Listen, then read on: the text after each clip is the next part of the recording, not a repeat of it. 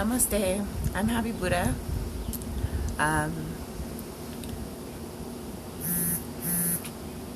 Let's do some meditation this morning,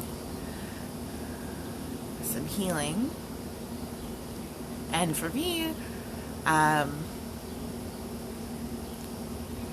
going to have to start with Bernie supporters and anyone who, thought the political process might work for them, or maybe had already given up on the political process and is feeling, terrible right now. So,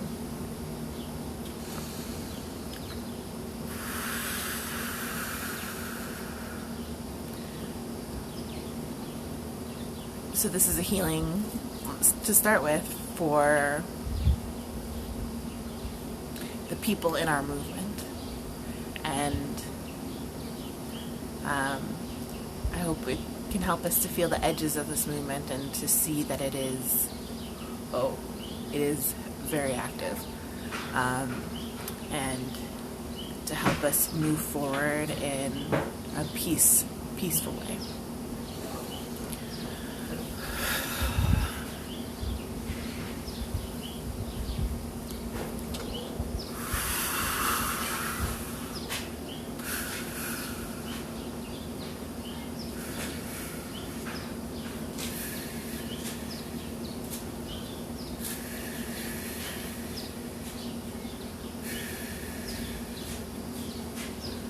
There is a lot of anger, confusion, upsetness in this movement, and that is completely understandable.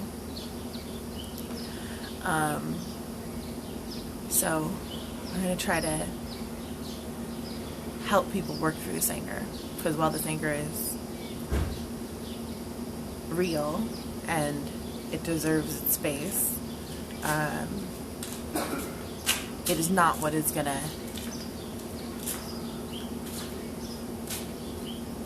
only in balance can it bring us what we need. Anger is not the winning movement.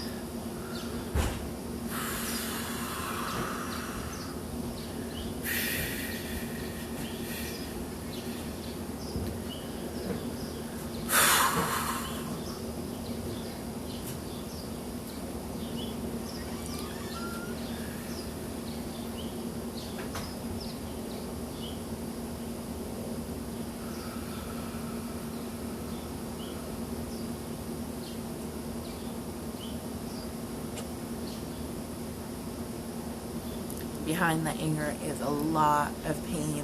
A lot of people were already in pain. I made a video of how I was feeling after I found out Bernie had dropped the nomination, and the video seemed to upset a lot of people. But it was what I was feeling then, and it wasn't just what I was feeling, it was what a lot of people were feeling. And it wasn't just about Bernie. Every single one of us, most of Bernie supporters, are the underclass. We are the oppressed. And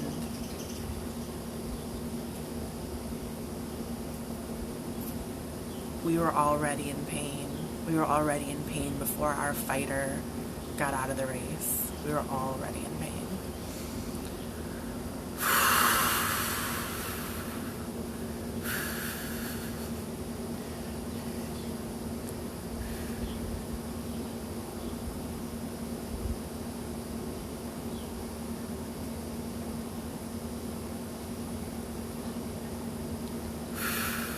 We're the ones who are dying because they don't have insurance, because they have to keep working to survive them and their families. We are in an existential pain where it doesn't seem like anyone realizes we are suffering, and it doesn't seem like anyone cares, and they're all telling us there's nothing you can do about it.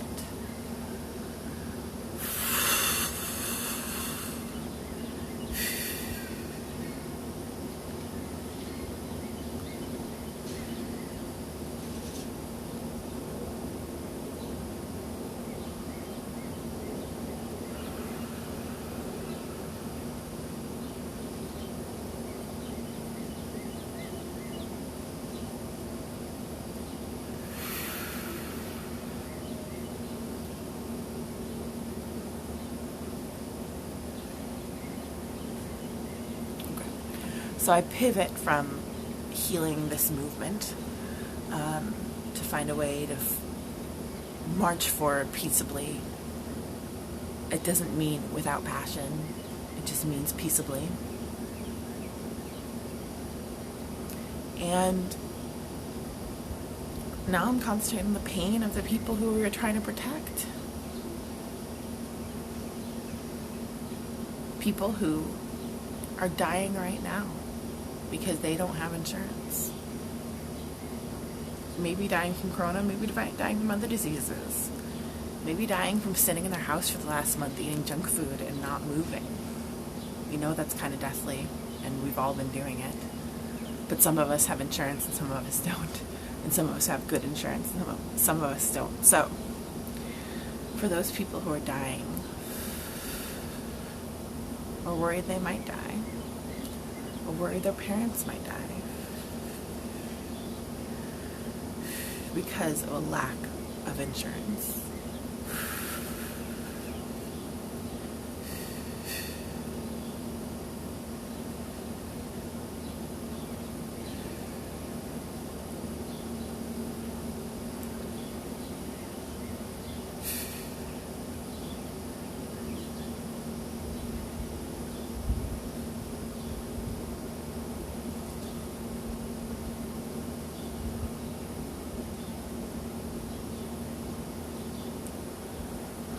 For those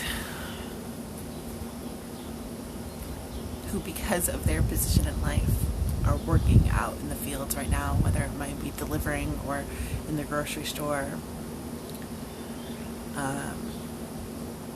warehouses, preparing food, whatever you're doing that is exposing you, this is for you. It is not fair that you got left behind. It is not right that you got left behind. You can feel that injustice. That's okay.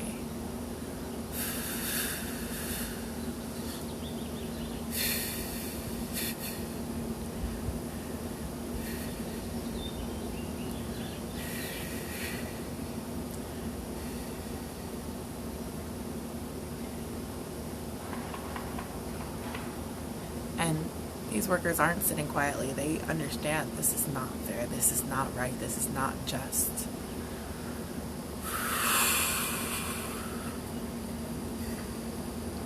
Let's see some big protective bubbles around these workers. Let's try to protect them from everything they're being exposed to right now.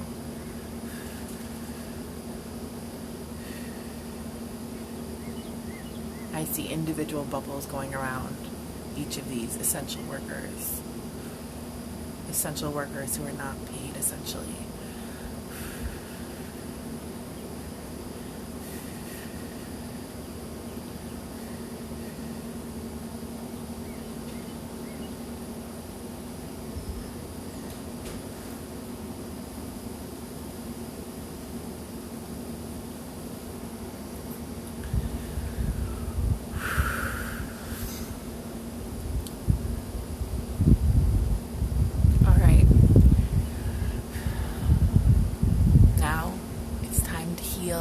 The other side, the people who are just so scared right now. They're scared of Trump, they're scared of our country collapsing, and their fears aren't unfounded. Trump does a lot of scary stuff, and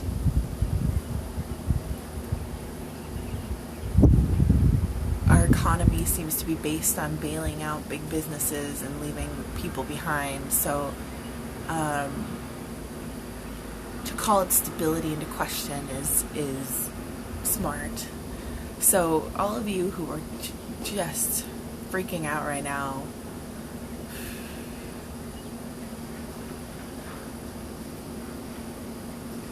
and blaming the movement for Biden's probable loss against Trump. This is for you. I know it's scary out there. and I know you guys are scared. That's something you have in common with the Trump supporters. Trump supporters are really scared right now. Why do you think they behave the way that they do?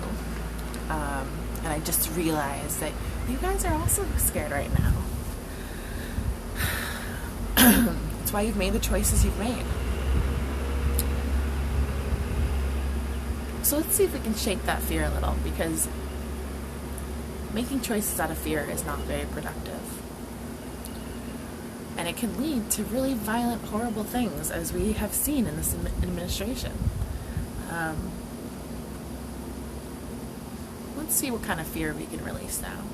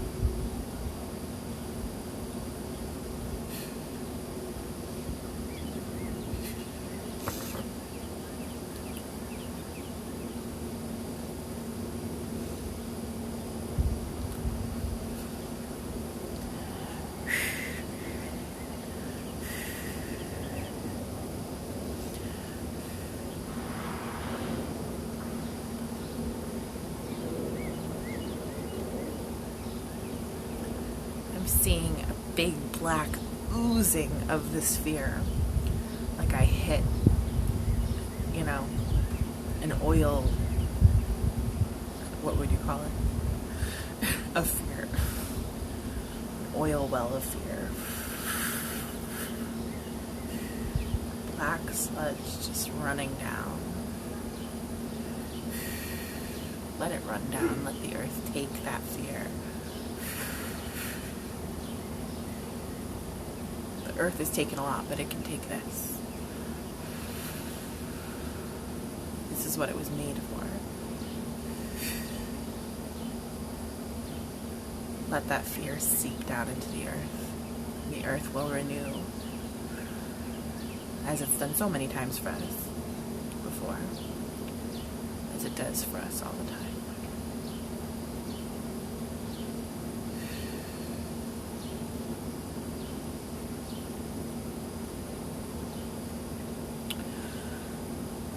I live by a principle.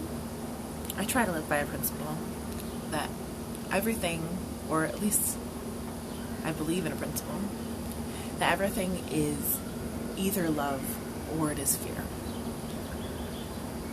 What that means is when you're scared, you're not working in your faith. When you're scared, you can't have faith and fear in the same moment. You could have faith in this moment and fear in this moment, but they can't exist in one moment at the same time.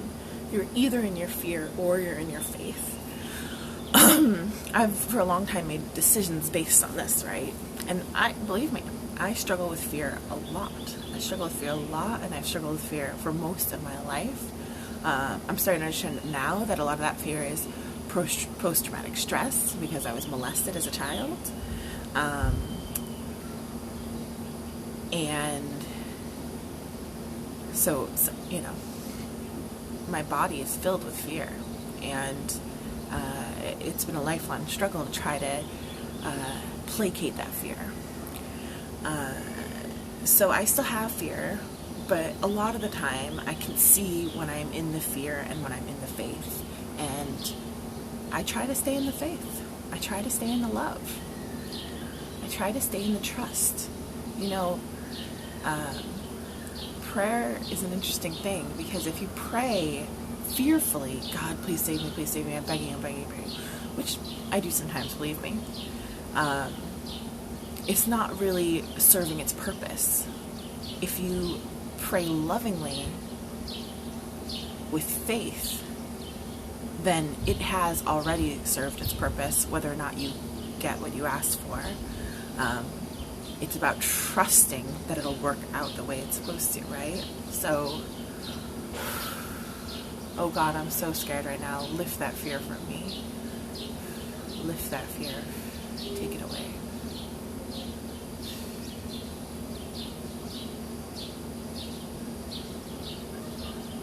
It's much more powerful than the fear-based prayer. So think about that a little. Love and fear. And where do we want to live? Where do we want to be? Do we want to be in a love? Do we want to have faith that things work out the way they are supposed to? That doesn't mean not to fight. That doesn't mean not to speak our passions.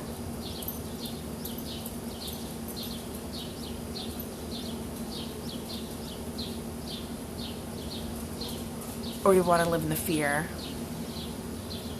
and make choices based on that fear? Are we going to make choices based on love, or are we going to make choices based on fear? That's the question we have to ask ourselves. And even if we have the answer, it's not something that's easy to change or to do all at once. But try to pay attention to when you're living in the fear, when you're making choices because you're scared, as opposed to listening to your instincts. Very difficult to hear your instincts when you're scared, and trying to parse out what's fear and what's instinct. And for me, instinct is God. It's the essence of everything. It's the string that holds us all together. How do you tell the difference between fear, when you're scared and upset and making decisions based on that, and faith? For me, one of the main things is calmness. If you're able to sit calmly with yourself in meditation, and you feel like that's the right choice, that is using our instinct. If your heart's beating quickly and you're worked up about something, that's a pretty good indicator that you're in a fear place. And if